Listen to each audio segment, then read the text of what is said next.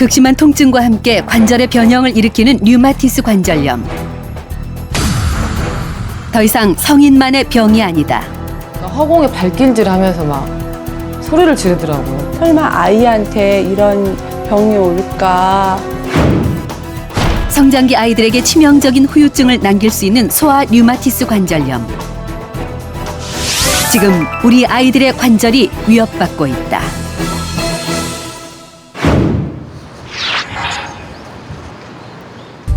재원아, 일어났어?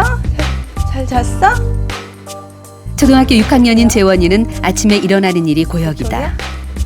어머니 신규리 씨가 밤새 뻣뻣해진 재원이의 온몸을 주물러줘야 한다. 다 아파요. 발목도 아프고 무릎도 아프고 어깨도 아프고 등도 아프고. 얘는 좀 다리 쪽인 것 같아요, 그래도. 망치로 때리는 것처럼 아프다고. 또래에 비해 작은 키에 걷는 모습이 불편해 보이는 재원이. 손가락이 잘 구부러지지 않는 탓에 젓가락질도 쉽지 않다. 류마티스 관절염을 앓고 있는 재원이는 수시로 찾아오는 극심한 통증과도 싸우고 있다. 마디마디. 머리부터 발끝까지 안 아픈 곳이 없다고 해요. 그리고 이불조차도 치우라고. 이불의 무게도 다 힘들다고. 아이들도 류마티스 관절염에 걸릴 수 있다.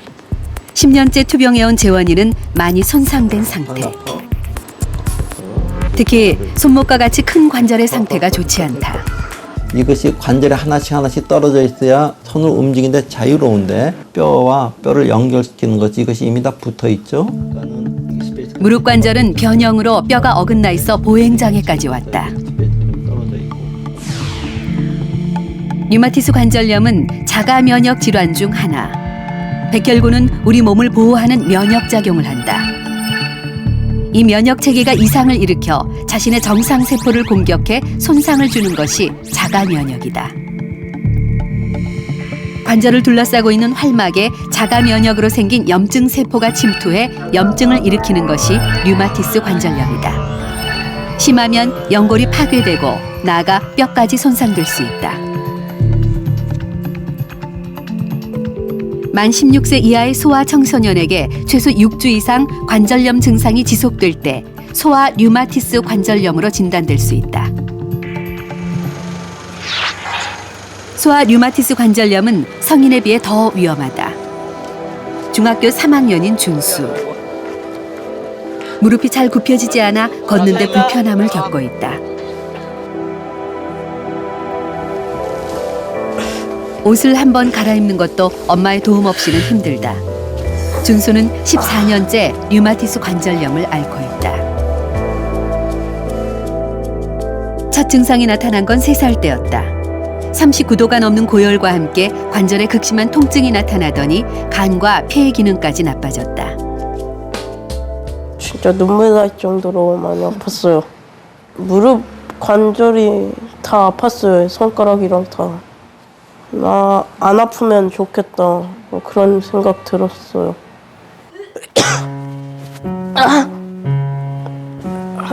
한창 밖에서 뛰어놀 나이. 하지만 움직임이 자유롭지 못한 준수에겐 먼 이야기일 뿐이다. 좀 많이 증상이 아파요. 심해지며 관절에 변형이 와서 장애 등급 판정을 받은 준수. 관절 쪽이 아파요. 준수는 거의 모든 관절에서 관절염 증상을 보이고 있다. 무릎, 고관절 등 큰 관절도 예외는 아니다. 4살 어린 동생보다 작은 준수는 성장 장애까지도 걱정해야 할 상황이다. 성인 류마티스 관절염은 주로 손가락, 발가락 같은 작은 관절에서 발생하는 것이 특징. 하지만 소아 류마티스 관절염은 다르다. 4개 이하 관절에 나타나는 소수 관절형은 주로 큰 관절을 침범하고 가장 많이 발병하는 유형이다. 다수 관절염은 5개 이상의 관절을 대칭적으로 침범하는 경우다.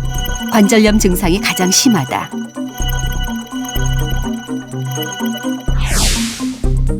소아 류마티스 관절염의 큰 특징 중 하나는 전신형이 있다는 것인데 가장 위험한 유형이다. 관절염 증상 외에 고열, 발진이 나타나고 간 비장 비대증, 림프절 종대와 같은 전신 증상을 동반하는 경우가 많다.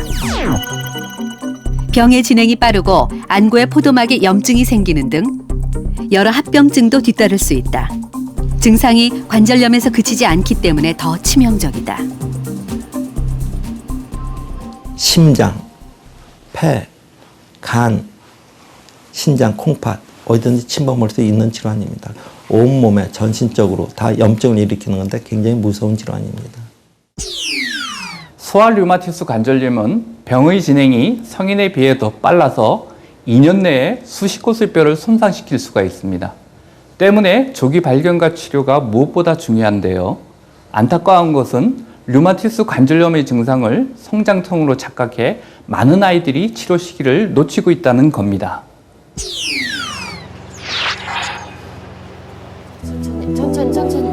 올해 6살인 연서는 2달 전 소아 류마티스 관절염 진단을 받았다.